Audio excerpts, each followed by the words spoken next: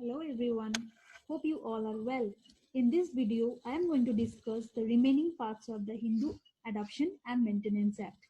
In part 1, we already have discussed about the applicability of the Act under Section 2, requisites of valid adoption under 6, capacity of male Hindu to take adoption under Section 7, and capacity of female Hindu to take in adoption under Section 8.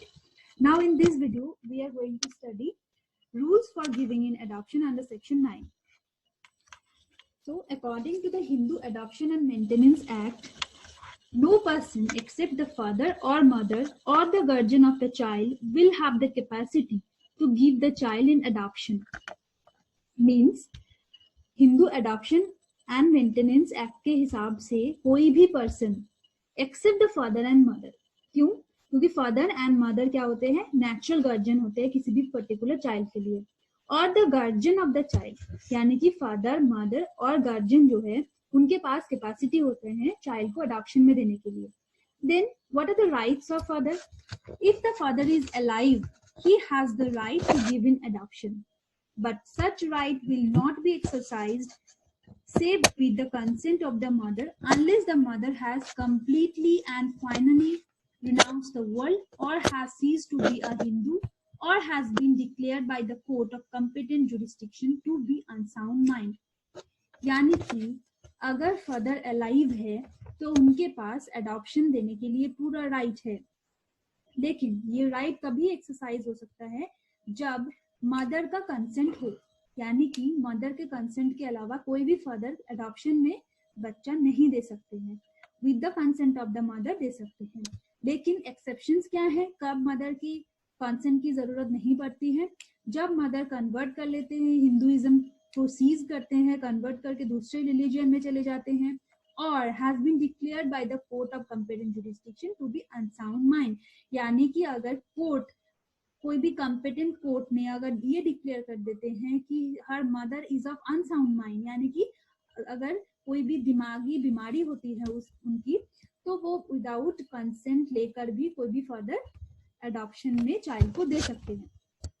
Next, what are the rights of mother? The mother can give the child in adoption if the father is dead or has completely and finally renounced the world or has ceased to be a Hindu or has been declared by the court of competent jurisdiction to be unsound mind.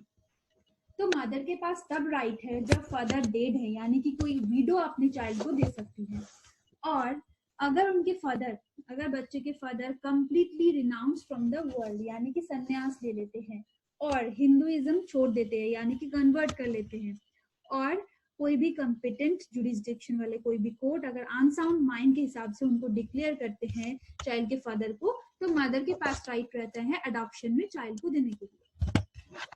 Next, what are the rights of guardian? The guardian of a child can give the child in adoption with the previous permission of the court to any permission including the guardian himself. Guardian child को तभी दे सकते हैं adoption में जब court का prior permission हो, in case both the father and mother are dead. Guardian का role तब आता है जब मदर और फादर दोनों की ही डेथ हो जाता है, और दोनों ही अगर फाइनली रिनाउंस द वर्ल्ड, यानी कि दोनों ही अगर संन्यास लेते हैं, और अबैंडन द चाइल्ड, यानी कि चाइल्ड का पेरेंटेज को पता नहीं चलता है, और it has been declared by the court of competent jurisdiction to be of unsound mind, यानी कि कोई भी कंपिटेंट जुरिस्डिक्शन वाला कोई भी कोर्ट अगर बोथ द पेरेंट्स, यानी कि फादर एंड मदर दोनों को ही अनसाउंड माइंड डिक्लेयर करते हैं, in the case of parentage of the child is not known, अगर पेरेंटेज भी नहीं पता चलता है, ऐसे केसेस में गार्जियन का रोल प्ले होता है कि guardian with the prior permission of the court कोई भी चाइल्ड को अडॉप्शन में दे सकते हैं. नाउ अंडर सेक्शन 10 हम क्या रीड करने वाले हैं? Persons who may be adopted, यानी कि चाइल्ड के पास क्या कैपेसिटी है. तो हमने एक बार हम सम अप कर लेते हैं. सेक्शन 7 एंड 8 में हम क्या देखते हैं कि जो अडॉप्टिव फादर एंड मदर है उनके पास क्या कैपेसिटी है. नेक्स्ट हम सेक्शन 9 में देखते हैं जो पेरेंट्स या जो भी गार्जियन अडॉप्शन में बच्चों को दे रहे हैं, यानी कि गिव इन अडॉप्शन, बच्चे को दे रहे हैं अडॉप्शन में, उनके पास क्या कैपेसिटी होगा या उनसे रिलेटेड क्या रूल्स होंगे, वो हमने देखा. Next under section 10 we are going to study persons who may be adopted, यानी कि जिस चाइल्ड का अडॉप्शन होने वाला है उनके पास क्या कैपेसिटी है, या कौन कौन से ऐसे पर्सन होते हैं जिनके अडॉप्शन रिलेटेड लॉज हम स्टडी कर रहे हैं. No person shall be capable of being taken in adoption unless the following conditions are fulfilled. तो क्या कंडीशंस हैं?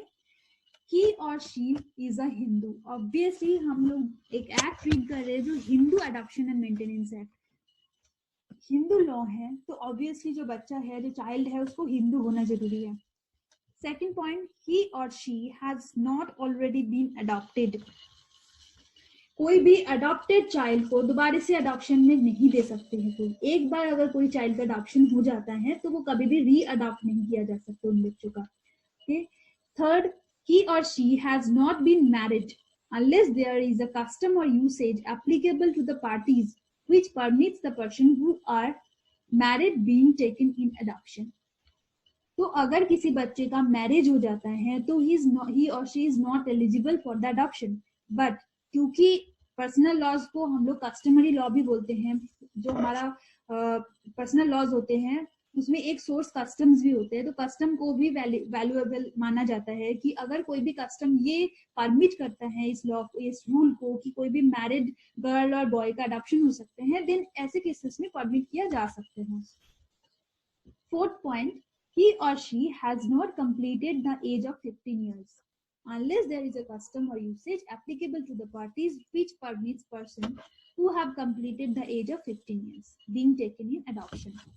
तो फोर्थ पॉइंट क्या बोलते हैं कि 15 इयर्स तक ही किसी बच्चे का अडॉप्शन हो सकते हैं, अबव 15 इयर्स नहीं हो सकते हैं. लेकिन यहाँ पे भी एक क्लॉज डाल दिया है कि बाई चांस अगर किसी पर्टिकुलर कम्युनिटी या कोई भी टेरिटरी में अगर ऐसा कोई कस्टम है या यूसेज है जो इस चीज को एप्लीकेट मतलब परमिट करता है कि 15 इयर्स के अबव भी अडॉप्शन होता है, तो ऐसे केसेस में परमिशन दिया जा सकता है. Now under section 11 there is some conditions for a valid adoption. What are those? Number 1 is adoption of a son. अगर किसी सन का अडॉप्शन होता है देन क्या कंडीशन है? In case of a son, adoption is of a son, the adoptive mother or father by whom the adoption is made should not have a Hindu son, son's son or son's son's son living at the time of adoption. They must not have a son whether by legitimate blood relationship or by adoption. So first condition ये कहते हैं, अगर section 11 total 6 conditions है. First condition ये कहते हैं कि अगर कोई भी सन का अडॉप्शन करना लेना हो तो ऐसे केसेस में अडॉप्टिव फादर और मदर के पास कोई भी हिंदू सन नहीं होना चाहिए. सन का सन यानी कि बेटा नहीं होना चाहिए, पोता नहीं होना चाहिए और उनके घर में कोई परपोता भी नहीं होना चाहिए. Living at the time of adoption, यानी कि अडॉप्शन के टाइम में कोई भी उनका पोता, परपोता या फिर बेटा जिंदा नहीं रहना चाहिए. जरूरी नहीं है कि वो सिर्फ ब्लड रिलेशनशिप पे ही हो सकता है कि कोई भी अडॉप्शन सन, ऐसा भी नहीं होना चाहिए. ओके, अगर घर में कोई भी सन, सन सन और सन सन सन यानी कि थर्ड जनरेशन तक कोई भी नहीं है सन, तो फिर adoption of a son is allowed, otherwise it is not allowed. Adoption of a daughter, second condition क्या है? अगर हमें कोई बेटी अडॉप्ट करना है, कोई डॉटर को अडॉप्ट करना है, then what is the condition? If any adoption is of a daughter, the adoptive father or mother by whom the adoption is made should not have a Hindu daughter, daughter's daughter or daughter's daughter's daughter son living at the time of adoption. They must have not a son whether by legitimate blood relationship or by adopted.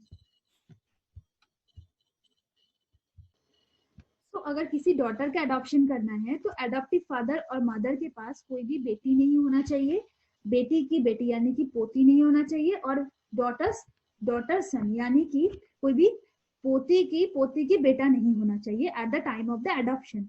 और ये relationship में भी blood relationship हो और adoption से कोई भी relationship हो. तो these are 2 conditions. And next condition is adoption of a female child by a mail.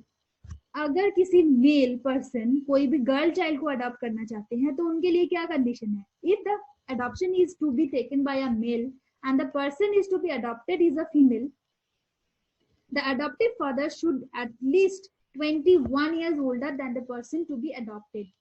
यानी कि अगर किसी पर्टिकुलर मेल पर्सन को डॉटर चाइल्ड अडॉप्ट करना है तो अडॉप्टिव फादर एंड चाइल्ड के बीच में एटलीस्ट 21 ईयर्स का गैप होना चाहिए. Next, adoption of a male child by a female. अगर किसी फीमेल चाइल्ड को यानी कि किसी फीमेल को अडॉप्टिव मदर बनना है एक मेल चाइल्ड का यानी कि एक बॉय का, देन उन दोनों के बीच में भी 21 ईयर्स का ही गैप होना चाहिए. So if the adoption is to be taken by a female and the person is to be adopted is a male, the adoptive mother should at least 21 years older than the person to be adopted. Okay. There are 4 conditions and last 2 conditions are the same child cannot be adopted simultaneously by 2 or more person. एक ही child का कभी भी 2 person से adoption नहीं हो सकता है. 2 person से means different adoptive father and mother नहीं हो सकते सेम चाइल्ड का.